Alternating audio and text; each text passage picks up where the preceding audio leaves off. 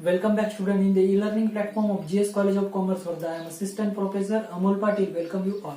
So आज के video lecture में हम डिस्कस करने वाले हैं न्यू टॉपिक जिसका नाम है होल्डिंग कंपनी। इसके पहले दो चैप्टर हमारे हो चुके हैं, 2 यूनिट हमने कंप्लीट कर दिए। सबसे पहला यूनिट था फायर इंश्योरेंस क्लेम और सेकंड यूनिट था प्रॉफिट प्रायर टू इनकॉर्पोरेशन। आज हम नए यूनिट की तरफ आ रहे हैं जिसका नाम है होल्डिंग कंपनी। टॉपिक शुरू करने से पहले, होल्डिंग कंपनी का एग्जाम्पल शुरू करने से पहले हम ये समझने वाले हैं कि होल्डिंग कंपनी होती क्या है, उसके रिलेवेंट जो दूसरी कंपनी होती है उस कंपनी का नाम क्या है, ये कंपनी क्या है, वो कंपनी क्या है, ये सभी डिस्कशन हम आज के वीडियो लेक्चर में देखने वाले हैं। तो हमारे पास चलो उसका वीडियो मतलब जो भी डिस्कशन हम कर रहे हैं तो सबसे पहले ये समझ लेते हैं कि होल्डिंग कंपनी किसे कहेंगे और सब्सिडरी कंपनी किसे कहेंगे। तो मान लो हमारे पास दो कंपनी है, एक एच लिमिटेड, एक एच लिमिटेड की कंपनी है और एक यस लिमिटेड नाम की कंपनी है।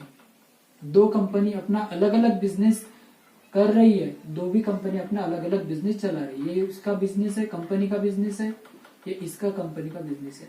अभी मान लो यच कंपनी स्ट्रांग है, स्ट्रांग का मतलब इससे उसका कैपिटल ज्यादा है, इसके पास पैसे ज्यादा है, जो भी मतलब कैपिटल लगाने वाले वो ज्यादा है इस कंपनी के कंपेरिजन में। तो ये कंपनी पर क्या करना चाहती है, कंट्रोल करना चाहती है। तो कंट्रोल करने के लिए इस कंपनी के पास मतलब यच लिमिटेड के पास दो रास्ते हैं। एक तो इसका शेयर कैपिटल अपने अंडर कर लो, या दूसरा जो कंपनी चलाने वाले जो डायरेक्टर है उसको अपने कब्जे में कर लो। अभी उसको कब्जे में करने के लिए या उसको कंट्रोल करने के लिए क्या करना पड़ेगा, ये कंपनी के शेयर्स परचेस करने पड़ेंगे, क्योंकि कोई भी कंपनी के ओनर जो रहते हैं वो क्या रहता है, शेयर होल्डर। तो अगर आपके पास ये कंपनी के मोर देन 50% शेयर आ जाते हैं तो आप इस कंपनी पर इजीली कंट्रोल कर सकते हो। तो इस केस में यच कंपनी ने क्या कर दिया, ये कंपनी के मोर देन 50% शेयर एक्वायर करने का डिसीजन ले लिया। मतलब मोर देन 50% शेयर परचेस करने का डिसाइड किया, इसका मतलब परचेस कर लिया। अब क्या हो गया, ये कंपनी के अंडर काम कर रही, तो यच लिमिटेड हो गई हमारी होल्डिंग कंपनी। यच लिमिटेड हमारी क्या हो जाएंगी, होल्डिंग कंपनी। मतलब अभी होल्डिंग कंपनी का मीनिंग क्या होगा, जो कंपनी दूसरे कंपनी पर क्या करती है, कंट्रोल करती है, उस कंपनी को हम क्या करेंगे, उस कंपनी को हम क्या कहेंगे, होल्डिंग कंपनी। दूसरी उसकी रेलेवेंट जो कंपनी रहेंगी उस कंपनी को हम नाम देंगे सब्सिडरी कंपनी। उस कंपनी को नाम क्या देंगे, अब सब्सिडरी कंपनी। सब्सिडरी कंपनी का मीनिंग क्या होगा, जो कंपनी होल्डिंग कंपनी के अंडर काम कर रही उस कंपनी को हम क्या कहेंगे, सब्सिडरी कंपनी। तो यहाँ पे हमने दो कंपनी के कॉन्सेप्ट क्लियर कर लिए, एक है होल्डिंग कंपनी वाला कॉन्सेप्ट और सेकंड है सब्सिडरी कंपनी वाला कॉन्सेप्ट। ये कब होगा, जब आप उसके मोर देन 50% शेयर्स अगर एक्वायर करते हैं, परचेस करते हैं, तभी ये पॉसिबल है, अदरवाइज नहीं। ठीक है, अगर ये 50% शेयर परचेस करना है इसका मतलब क्या हो गया, उसके डिसीजन में अपना कंट्रोल 50% से ज्यादा लेना। तो इस केस में पूरा का पूरा कंट्रोल यच कंपनी का हो जाएगा, किस कंपनी पर, यस लिमिटेड पे, इसलिए ये होल्डिंग हो जाएंगी और इसलिए ये सब्सिडरी कंपनी हो जाएगी। अभी होल्डिंग कंपनी और सब्सिडरी कंपनी तो हमने समझ ली कि होल्डिंग कंपनी क्या है और सब्सिडरी कंपनी क्या है। अगर इसकी ट्रीटमेंट अगर करनी है हमें, एग्जाम्पल में क्या गिवन रहेंगे और हमें क्या करना है, अगर ये समझना है तो इसके लिए बेसिक मैं समझा देता हूं कि यहाँ पर हम दो कंपनी की बैलेंस शीट देख रहे हैं। चलो यहाँ पर हम दो कंपनी की बैलेंस शीट देखते हैं।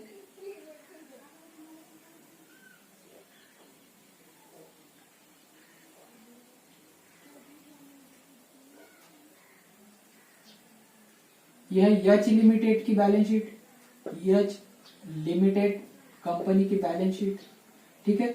और इसके बाद बैलेंस शीट है, इसके बाद इसका मतलब हमारे पास क्या रहेंगे, कुछ लायबिलिटीज रहेंगी और कुछ असेट्स रहेंगे। तो असेट्स में हमारे पास है बिल्डिंग, मशीनरी, स्टॉक, डेटर्स और कैश। ये हो गए डेटर्स, ये हो गया स्टॉक, ये हो गई मशीनरी और ये हो गई बिल्डिंग। ठीक है, मान लेते हैं कि सभी के सभी हमारे पास 15 लाख के, 15 लाख, ओके। और उसका जितनी हमारी एसेट साइड की टोटल रहेंगी, यहाँ पे कितनी आ जाएंगी, 75 लाख। तो उतनी हमारी क्या बन जाएंगी, लायबिलिटी की भी टोटल रहेगी, उतनी हमारी लायबिलिटी रहेगी। तो लायबिलिटी भी टोटल हमारे पास कितने, 15 लाख। इसके पास हमारे पास है शेयर कैपिटल। शेयर कैपिटल है हमारे पास 60 लाख की, और दूसरा मान लेते एक अधिक क्रेडिटर है हमारे पास 15 लाख। ठीक है, ऐसी है यच लिमिटेड की बैलेंस शीट। ओके, उसके रेलेवेंट में दूसरी कंपनी है कौन सी, यस लिमिटेड कंपनी की क्या है, बैलेंस शीट है। यस लिमिटेड के पास भी सिमिलर असेट्स और लायबिलिटी है। चलो मान लेते हैं कि इसके पास भी, मतलब यस लिमिटेड के पास भी हमारे जैसे कुछ बिल्डिंग मतलब असेट्स है और कुछ लायबिलिटी है। मतलब बिल्डिंग है 2 लाख की, मशीनरी है 2 लाख की, स्टॉक है 2 लाख का, डेटर्स है 2 लाख के, और कैश है उनके पास 2 लाख। ठीक है, और यहाँ पे शेयर कैपिटल है, शेयर कैपिटल इस कंपनी के पास है टोटल 8 लाख, और कुछ लोन है हमारे पास 2 लाख का। तो इसकी टोटल कितनी हो जाएगी 10 लाख, और यहाँ पर भी कितनी आएंगी 10 लाख। अभी मुझे ये बताओ कौन सी कंपनी पे कंट्रोल कर सकती है। जिस कंपनी के पास अपना कैपिटल ज्यादा है उस कंपनी दूसरे कंपनी को कंट्रोल कर सकती है। अभी एच लिमिटेड ने डिसाइड किया कि यस लिमिटेड को हमें क्या करना है, कंट्रोल करना है। तो कंट्रोल करने के लिए क्या करना पड़ेगा, ये कंपनी के शेयर्स ये कंपनी को परचेस करना पड़ेगा। तो यच लिमिटेड ने डिसाइड कर लिया, ठीक है, कि हमको यह कंपनी के शेयर परचेस करने, इसीलिए ये कंपनी ने यहाँ पर क्या कर दी, इन्वेस्टमेंट कर दी। मैं थोड़ा लिटिल चेंज यहाँ पे कर देता हूँ, यहाँ पे इन्वेस्टमेंट हो जाएंगे,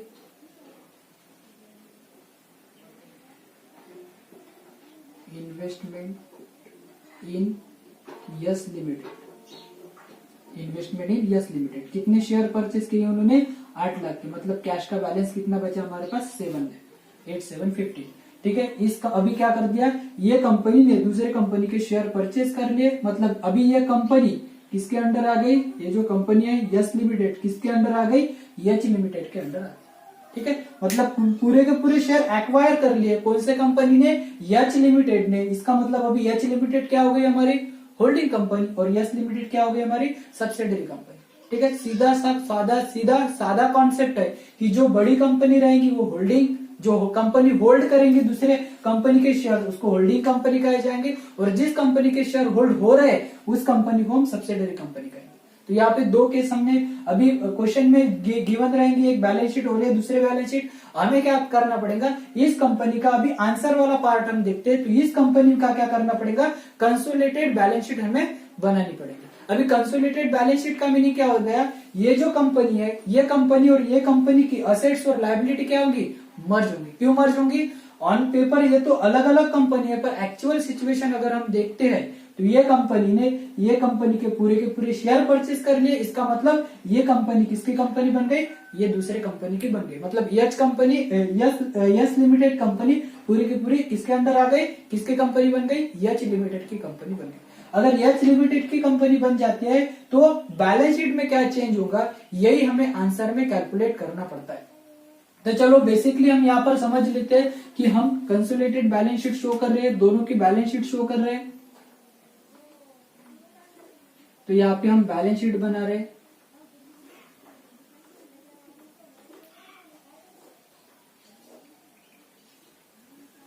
तो असेट साइड में अभी ये कंपनी क्या बोलेंगे, हमारे पास कितनी की बिल्डिंग है, मतलब ये कंपनी कितना होल्ड करेंगे, बिल्डिंग में 15 और यहाँ पर है 2, टोटल कितना 17 लाख के कंट्रोल करेंगी। तो बिल्डिंग इस कंपनी के पास कितनी आ जाएंगी, बिल्डिंग आ जाएंगी 15 + 2, इसका मतलब 17 लाख।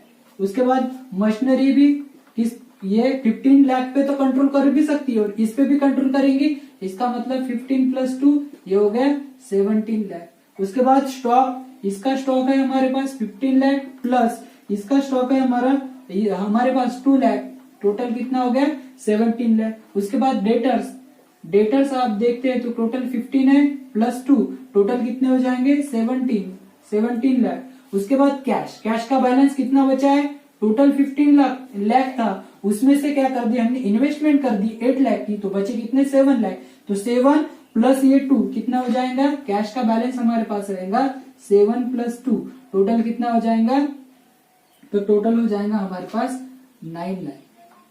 कितना बन जाएगा 9 लाख। ठीक है, ये हो गई हमारी असेट्स। वही लायबिलिटी अगर देखते हैं तो लायबिलिटी में हमारे पास शेयर कैपिटल रहेगा, शेयर कैपिटल टोटल 60 लाख। उसके बाद क्रेडिटर हमारे पास आएंगे, 15 लाख, टोटल है 15 लाख। और यहाँ पे लोन है, लोन हमारे पास आएंगे टोटल 2 लाख।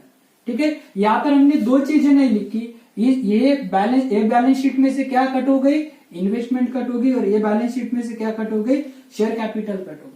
इसका मतलब असेट्स जितनी कम होगी उतनी लायबिलिटी कम करनी पड़ती है, या जितनी लायबिलिटी कम होगी उतनी असेट्स हमें क्या करनी पड़ती है, कम करनी पड़ती है। सेटअप का रूल है। ठीक है, तो ये हमारा अकाउंटिंग, बेसिक अकाउंटिंग का रूल है। और यहाँ पे हम हमारे इन्वेस्टमेंट भी नहीं दिखाते, और यहाँ पे इसका शेयर कैपिटल भी नहीं दिखाते, बाकी सब कॉन्सेप्ट हमारा दिखा देते। अगर हम टोटल करेंगे तो यहाँ की टोटल आ जाएंगी कितनी, 77 लाख। यहाँ पर भी टोटल आ जाएंगे 77 लाख। तो इस तरीके से हमारे पास क्या रहेंगी, ये जो नई कंपनी बनेगी जिसका नाम रहेगा, ये जो नई बैलेंस शीट बनेगी जिसका नाम रहेगा कंसोलिडेटेड बैलेंस शीट, तो ये केस में हमारे पास आएगी। ठीक है, असेट्स, बाकी जो भी असेट्स है वो सब ऐड हो जाएंगी, लायबिलिटीज है जो सब ऐड हो जाएंगी। यहाँ से हम एक पॉइंट कट करेंगे जिसका नाम है इन्वेस्टमेंट, और यहाँ से हम दूसरा पॉइंट कट करेंगे जिसका नाम है शेयर कैपिटल। यहाँ तक सभी को कॉन्सेप्ट समझ में आ गया होगा। सेकंडली हम यहाँ पे देखते हैं कि ऐसा भी हो सकता है कि आप ये जो भी शेयर है, शेयर कैपिटल है, उससे ज्यादा आपको इन्वेस्ट करना पड़ेगा। अभी ये कंपनी बिजनेस कर रही है, इसका मतलब फेस वैल्यू इसकी कितनी दिखा रही, 8 लाख, और हो सकता मार्केट वैल्यू उससे ज्यादा हो। अगर मार्केट वैल्यू उससे ज्यादा हो तो आपको क्या करना पड़ेगा, ज्यादा के वैल्यू में उसके शेयर परचेज करने पड़ेंगे। अभी दूसरी कंडीशन हम देखते हैं, ये कंडीशन में क्या हो गया, ये कंपनी को टोटल 10 लाख के शेयर परचेज करने पड़े, मतलब है कितने के, 8 लाख के शेयर्स, और कितने में परचेज करना पड़ रहा है, 10 लाख में परचेज करना पड़ रहा है। अगर ऐसा होता है तो टोटल हमारे पास 15 लाख की कैश थी, तो हमारे पास कैश का बैलेंस कितना बचेगा, 5 लाख, और 10 लाख की हमारी क्या बन जाएंगी, इन्वेस्टमेंट। ठीक है, तो बाकी तो सब सेम ही रहेगा, बिल्डिंग टोटली सेम रहेंगी। यहाँ पे कैश का बैलेंस थोड़ा चेंज हो जाएगा, यहाँ पे रहेगा 5 + 2, टोटल आ जाएगा 7 लाख। 5 + 2 टोटल कितना आ जाएगा, 7 लाख। अभी यहाँ पे देखो, अभी हमें क्या करना पड़ता, अकाउंटिंग का रूल है, जितना आप डेबिट मतलब क्रेडिट से लेस करते हैं उतना डेबिट लेस होना चाहिए। अगर उससे ज्यादा कुछ एक्सेस है तो आपको क्या करना पड़ेगा, सेटअप करना पड़ेगा। और सेटअप करने के लिए वही वैल्यू आप सेटअप कर सकते हैं जिस साइड में वो ज्यादा की लिखी है।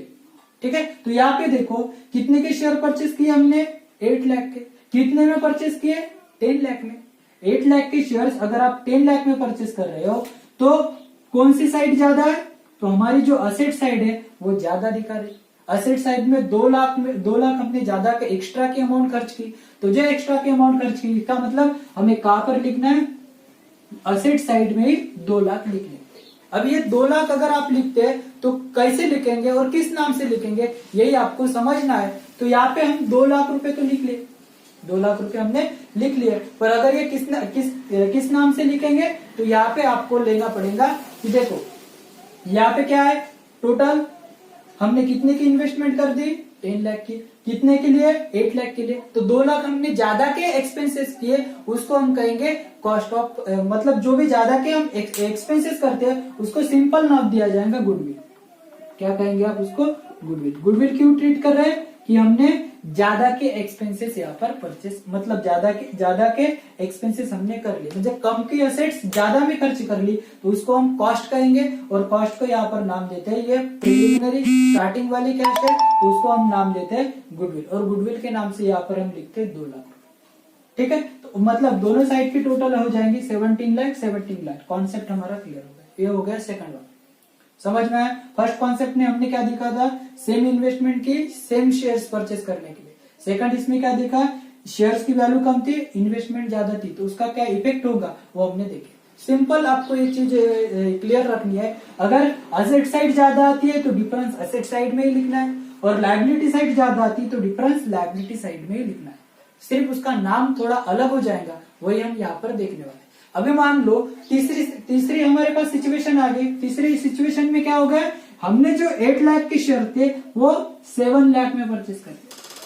कितने लाख में परचेस कर लिए, 7 लाख में। अगर आप 7 लाख में परचेस करते हो तो कैश का बैलेंस चेंज हो जाएगा, यहाँ पर कितना आ जाएगा, 8 लाख। ठीक है, मतलब 8 लाख के शेयर्स कितने में परचेस कर रहे हैं आप, 7 लाख में परचेस कर रहे हैं, तो इस केस में थोड़ा कैश का बैलेंस चेंज हो जाएगा। कितना है यहाँ पर 8 लाख, 8 + 2 टोटल कितना हो जाएगा 10 लाख। टोटल कितना हो जाएगा यहाँ पर 10 लाख। चलो अभी देखते हैं कौन सी साइड ज्यादा है, लायबिलिटी वाली साइड ज्यादा है। इसका मतलब हमें कौन से साइड में लिखना है, लायबिलिटी वाली साइड में लिखना है। कितना डिफरेंस है, ये 8 लाख के शेयर हम परचेस कर रहे हैं, कितने में 7 लाख में, मतलब 1 लाख का डिफरेंस किस साइड में, लायबिलिटी साइड में। जिस साइड डिफरेंस है उसी साइड हमें लिखना है। अभी यहाँ पर देखो कितने के शेयर परचेस किए, 8 लाख के, कितने में परचेस किए 7 लाख में। इसका मतलब क्या हुआ आपको, प्रॉफिट। इसका मतलब क्या हुआ, प्रॉफिट। और इस प्रॉफिट को हम क्या कहेंगे, कैपिटल प्रॉफिट कहेंगे। और कैपिटल प्रॉफिट की ट्रीटमेंट हम कहां पर करते हैं, तो कैपिटल रिजर्व में करते हैं। तो उसको हम नाम देंगे 1 लाख को, जो भी एक्स्ट्रा की अमाउंट आएंगी उसको हम नाम देंगे कैपिटल रिजर्व। उसको हम नाम क्या देंगे, कैपिटल रिजर्व। तो यहाँ पर 2 बातें हमने डिस्कस कर, 3 बातें हमने समझ ली। अगर ऐसे मतलब सेम वैल्यू रहती है तो डिफरेंस कुछ भी नहीं आएगा, टोटल लिख लो और हमारे बैलेंस शीट टैली हो जाएगी। अगर यहाँ पर इन्वेस्टमेंट ज्यादा की हो और शेयर्स कम के हो, तो यहाँ पर हमने गुडविल को ट्रीट किया था। अभी क्या हो रहा, उसका अपोजिट हुआ। इसका मतलब 8 लाख के शेयर्स हमने 7 लाख में परचेस कर लिए, तो हमारा जो कैपिटल रिजर्व आ गया वो टोटल कितने मिला, 1 लाख। चलो यहाँ तक कॉन्सेप्ट सभी को क्लियर हो गया होगा। अब थोड़ा उस पर आगे चलते हैं कि हमने क्या कर लिया, पूरे के पूरे शेयर परचेस नहीं किए, पूरे के पूरे शेयर परचेस नहीं किए, उसमें से कुछ शेयर परचेस किए। ये जो 8 लाख का पार्ट था हमने क्या कर दिया, कुछ पार्ट हमने खुद के लिए परचेस किया और बाकी रिमेनिंग छोड़ दिया। मतलब यहाँ पे हम कंपेयर करते कि 6 लाख के शेयर परचेस किए और 2 लाख के रिमेनिंग छोड़ दिए। हाँ चलो, तो यहाँ पे हम 4th कंडीशन समझ ले रहे थे कि मान लेते हैं कि हमने जितना भी शेयर कैपिटल था उसमें से कुछ पार्ट हमने परचेस कर लिया, एक्वायर कर लिया, और कुछ पार्ट हमने रिमेनिंग छोड़ दिया। इस केस में आप उसका ट्रीटमेंट कैसे करेंगे, तो मान लेते हैं यहाँ पे 6 लाख थे, तो यहाँ पर भी 6 लाख की इन्वेस्टमेंट करेंगे। मतलब टोटल कितने बचेंगे, अगर 6 लाख की इन्वेस्टमेंट करते हो तो यहाँ पर 9 लाख बच जाएंगे। ओके, यहाँ पर 9 लाख बच गए और यहाँ पे 6 लाख की हमने क्या कर दी, इन्वेस्टमेंट कर दी। तो इस केस में हमें पहले यह डिसाइड करना पड़ेगा कि 50% ज्यादा एक्वायर है कि नहीं। तो यहाँ पे देखो हमारे पास कितने 6 लाख 8 लाख में से परचेस की, इसका मतलब कितना हो गया, ये 75% हमारा क्या हो गया, 75% हमारा एक्वायर पोर्शन हो गया। इसका मतलब ये होल्डिंग कंपनी है। तो अभी देखो अब 8 लाख के शेयर है, सॉरी 8 लाख के शेयर से उसके हमने 2 पार्ट किए, मतलब 6 लाख के शेयर खुद परचेस किए और बाकी के 2 लाख की रिमेनिंग छोड़ दिए।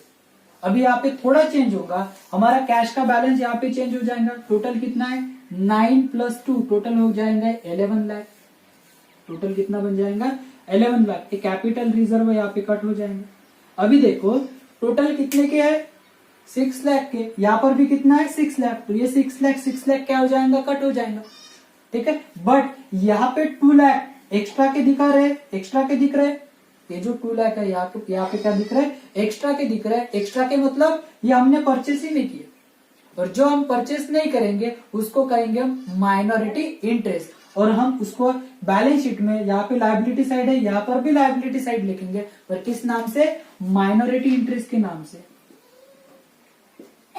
माइनॉरिटी इंटरेस्ट के नाम से। कितने आ जाएंगे वो, 2 लाख। कितने आ जाएंगे, 2 लाख। तो टोटल कितने बन जाएंगे, 79 लाख। यहाँ पर भी कितने आएंगे, 79 लाख। 79 लाख होंगे, 79 लाख। यह हो गया हमारा पॉइंट नंबर 4। क्लियर हो गया, क्या क्या लिया हमने। पहले पॉइंट में हमने टोटल सेम था, कुछ नहीं किया। सेकंड पॉइंट में हमने क्या कर दिया, इन्वेस्टमेंट ज्यादा कर दी, शेयर्स कम कर दिए, तो हमारी गुडविल क्रिएट हो गई थी। तीसरे केस में हमने क्या कर दिया, हमारी शेयर कैपिटल क्या थी, शेयर कैपिटल क्या थे, ज्यादा थे, और हमने क्या कर दी थी, इन्वेस्टमेंट कम कर दी, तो हमारा कैपिटल रिजर्व मिला था। इस केस में क्या कर दिया, हमने पूरे के पूरे पार्ट परचेस नहीं किए, उसमें से कुछ पोर्शन हमने रख लिया और कुछ पोर्शन जो था, मतलब कुछ पोर्शन को हमने एक्वायर कर लिया और कुछ पोर्शन को हमने ऐसे ही छोड़ दिया। तो उसको हम क्या कहेंगे, माइनॉरिटी इंटरेस्ट यहाँ पर कहेंगे। ओके, अभी एक और कॉन्सेप्ट हमारे पास बचा है, जो लास्ट कॉन्सेप्ट हम यहाँ पर पढ़ने वाले हैं कि मान लो ये कंपनी के पास जो असेट्स मतलब लायबिलिटी थी, उसने हमने क्या कर दी, परचेस कर ली, और यहाँ पे लोन के मुकाबले लोन यहाँ पे कट कर देते हम।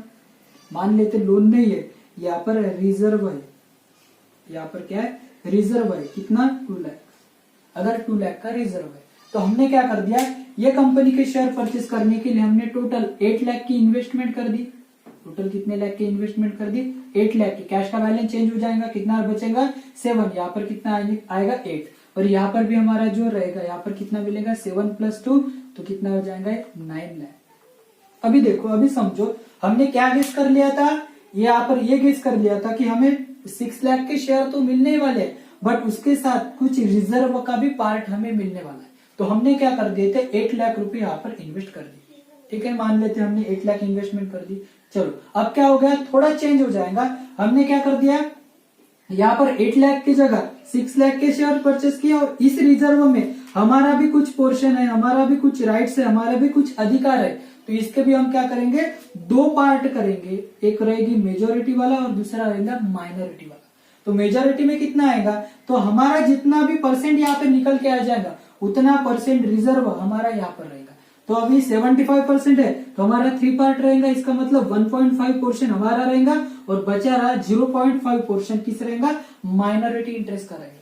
तो इस केस में हमने क्या कर दिए थे, 6 लाख के हमें क्या मिले, शेयर्स, और 1.5 लाख के हमें क्या मिल गए, रिजर्व। इसका मतलब हमारा टोटल कितना ये हुआ, 7.5 लाख, और हमने कितनी इन्वेस्टमेंट कर दी, 8 लाख की इन्वेस्टमेंट कर दी। इसका मतलब जो डिफरेंस आया, कहां पर डिफरेंस आया, क्रेडिट्स मतलब असेट साइड डिफरेंस आया। तो यहाँ पे हम क्या लिखेंगे, गुडविल।